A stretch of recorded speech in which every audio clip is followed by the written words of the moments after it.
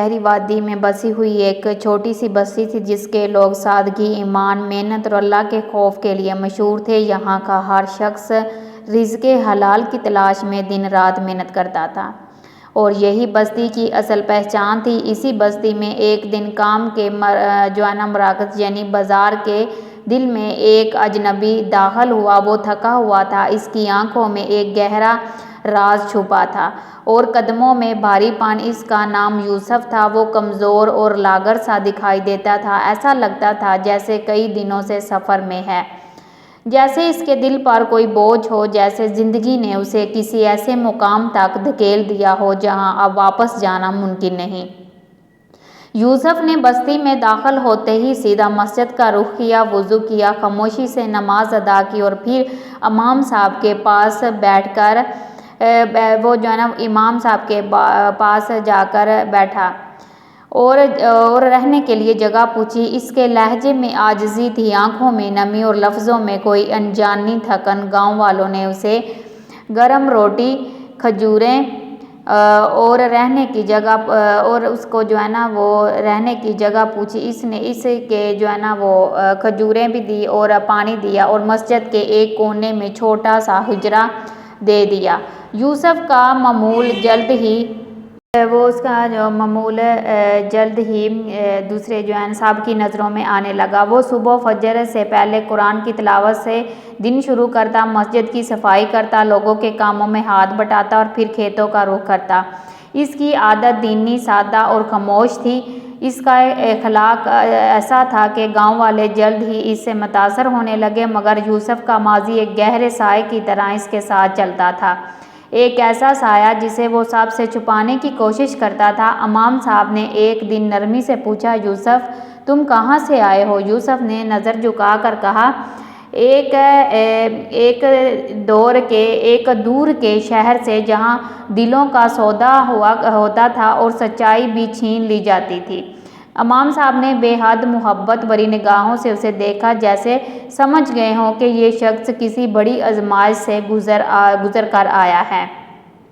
اس لیے انہوں نے مزید سوالات نہ کیے، مگر گاؤں میں ایک بزرگ تھے جو برسوں سے کھجوروں کے سوکھے درختوں کو دیکھ کر افسردہ رہتے تھے۔ یہ بستی کا قدیم باغ تھا جس کے درخت جھنجھلے چراغوں کی طرح کھڑے تھے۔ وہ بزرگ یوسف کی نرمی، دیانت اور خاموش محنت کو دیکھ کر اس کے پاس آیا اور کہا، بیٹا یوسف، کیا تم ان کھجوروں کے باغ کی نگرانی کرو گے؟ یہ برسوں سے سوکھا پڑا ہے، مگر شاید اللہ تمہارے ہاتھوں اسے زندگی دے دے۔ یوسف نے ادب سے کہا، زندگی اللہ دیتا ہے، میں تو بس کوشش کر سکتا ہوں۔ یوسف اس باغ کا ذمہ دار بن گیا، مگر یہ ذمہ داری آسان نہ تھی۔ سوکھے درخت، سخت زمین، پانی تک محدود رسائی اور عام لوگوں کی ہنسی کے یہ درخت کبھی نہیں پھولیں گے۔ لیکن یوسف نے اللہ کا نام لے کر کام شروع کر دیا۔ وہ صبح سے رات تک زمین کھودتا، پانی ڈالتا، مٹی نرم کرتا اور کبھی کبھی تھکن سے نڈال ہو کر لکڑی کے سہارے بیٹھ جاتا۔ کچھ لوگ اسے دیکھ کر ہنستے، کچھ کہتے، کیوں محنت برباد کرتے ہیں، یہ درخت مرجھا چکے ہیں، مگر یوسف کہتا، جانتا ہوں، مگر اللہ مردوں کو بھی زندہ کر دیتا ہے۔ گاؤں میں ایک شخص تھا، دولت مند، طاقتور، چلاک۔ اس کا نام عمرو بن خالد تھا۔ وہ تجارت کرتا تھا، مگر اس کی تجارت میں حرام کی آزمائش زیادہ تھی۔ سود لیتا تھا، جھوٹ بولتا تھا، بنا وزن کے مال بیچتا تھا، مگر دولت کی چمک نے گاؤں کے بہت سے لوگوں کی آنکھیں وہ خیزار کر رکھی تھی۔ عمر کو یوسف کی محنت پر ہنسی آتی تھی۔ وہ اکثر کہتا، یہ شخص بولا ہے، محنت سے دولت نہیں ملتی، دولت عقل سے ملتی ہے اور عقل وہ ہے جو فائدہ دے۔ ایک دن عمر یوسف کے پاس آیا۔ اس نے ہنستے ہوئے کہا، یوسف تم محنت تو کرتے ہو مگر بے فائدہ ور، میرے شریک ہو جاؤ، میں تمہیں سونا بنا دوں گا۔ تم زمین تیار کرو، ہم دونوں امیر ہو جائیں گے۔ یوسف نے بڑے وقار سے جواب دیا، عمر تمہاری دولت میں حرام کی آزمائش ہے، میں اس کا حصہ نہیں بن سکتا۔ عمر نے کہا، پاگل ہو، دولت حلال حرام نہیں دیکھتے، دولت بس لی جاتی ہے، اسی طرح دی جاتی ہے۔ یوسف نے جھک کر صرف حسبی اللہ کہا اور اپنی محنت میں لگ گیا۔ دن گزرتے گئے اور آہستہ آہستہ گاؤں کے بچے، جوان اور مزدور یوسف کے پاس آنے لگے۔ وہ انہیں بیج بونا، پانی دینا اور درختوں کو سنبھالنا، زمین کی خدمت کرنا اور ساتھ ساتھ قرآن کی آیات اور رسول اللہ صلی اللہ علیہ وسلم کی حدیث سناتا اور کہتا، بیٹو، جو رزق تم حلال طریقے سے کماؤ وہی تمہارے جسم، تمہاری روح، تمہاری نسلوں کو پاکیزہ رکھتا ہے۔ حرام کھانے والا انسان کی دعاؤں کو روک دیتا ہے۔ ایک رات مسجد میں یوسف دیر تک بیٹھا رو رہا تھا۔ اس نے اللہ کے حضور عرض کیا، یا رب، میں نے اپنا ہاتھ تیرے دامن میں دیا، حرام سے بچا تو لیا، مگر دل میں کبھی کبھی وسوسے آ جاتے ہیں۔ میں کمزور ہوں، میری مدد کر، میرے رزق میں برکت دے، مجھے ثابت قدم رکھ۔ یوسف کی دعا کے فوراً بعد اس رات اچانک آسمان پر بادل چھا گئے اور بارش برسنے لگی۔ ٹھنڈی ہوا چلی اور یوں لگا جیسے اللہ نے خود اس سوکھے باغ پر رحمت برسا دی ہو۔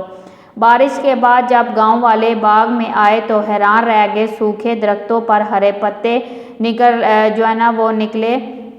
نکلے لگے تھے، زمین سے ننھے کھجوروں کے پودے سر اٹھا رہے تھے۔ پوری بستی میں یہ خبر پھیل گئی کہ اللہ نے یوسف کی محنت قبول کر لی۔ لوگ اسے معجزہ کہتے تھے، کچھ اسے اللہ کی نشانی، مگر عمرو بن خالد کے دل میں حسد کی آگ بھڑک اٹھی۔ وہ سوچنے لگا، اگر یوسف کا باغ پھلا پھولا تو لوگ اسی کے پاس جائیں گے، میری تجارت کمزور ہو جائے گی۔ حسد انسان کو اندھا کر دیتی ہے، اور یہی عمر کے ساتھ ہوا۔ اس نے ایک منصوبہ بنایا کہ یوسف کا باغ تباہ کر دیا جائے۔ رات کے اندھیرے میں اس نے اپنے آدمیوں کو بھیجا، انہوں نے کچھ درخت کاٹ دیے، پانی کے نالے بند کر دیے اور مٹی کو الٹ پلٹ کر نقصان پہنچایا۔ صبح جب یوسف باغ پہنچا تو اس کی زمین اجڑی ہوئی تھی، کچھ پودے مرجھا چکے تھے، کچھ درخت کٹے پھٹے تھے، مگر یوسف کی زبان پر صرف اتنا نکلا، انا للہ و انا الیہ راجعون، اے اللہ تو بہتر جانتا ہے۔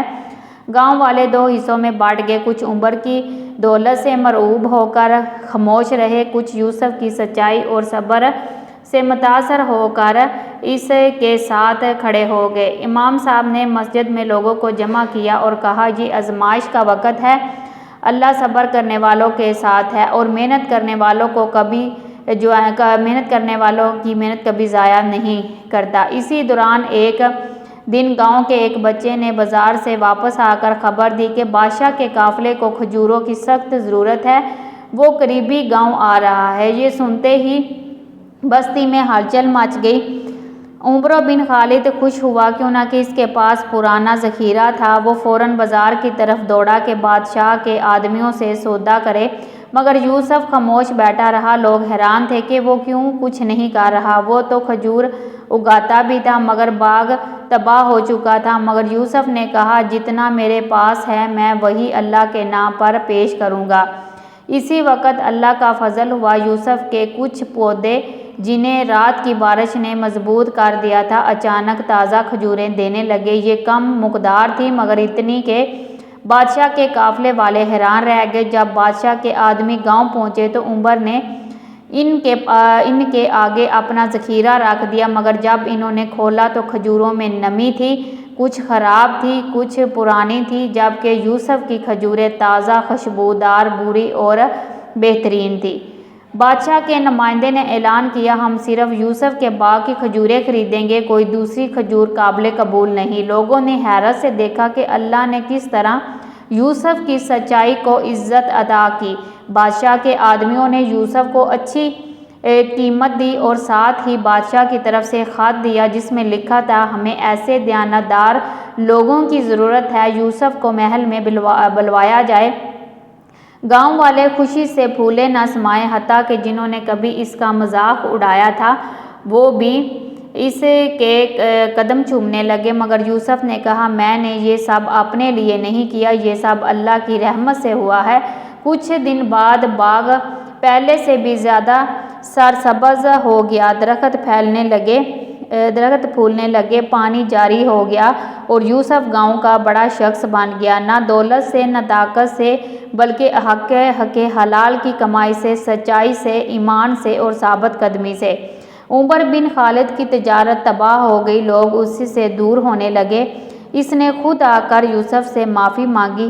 یوسف نے اسے گلے سے لگایا اور کہا، جو رب سے ڈر جائے میں اس سے کیوں نہ ڈروں، میں بھی انسان ہوں، غلطیاں سب سے ہوتی ہیں۔ اور یوں پوری بستی نے سیکھا کہ رزق دینے والا عمر نہیں، بازار نہیں، چالاکی نہیں، صرف اللہ ہے۔ اسی کی قسم جس نے انسان کو پیدا کیا، حلال کی کمائی کبھی کم نہیں پڑتی، بے برکتی حرام کے نوالے میں ہوتی ہے، اور جہاں دل میں تقویٰ ہو وہاں زمین بھی مر کر جی اٹھتی ہے، انسان بھی اور قسمت بھی۔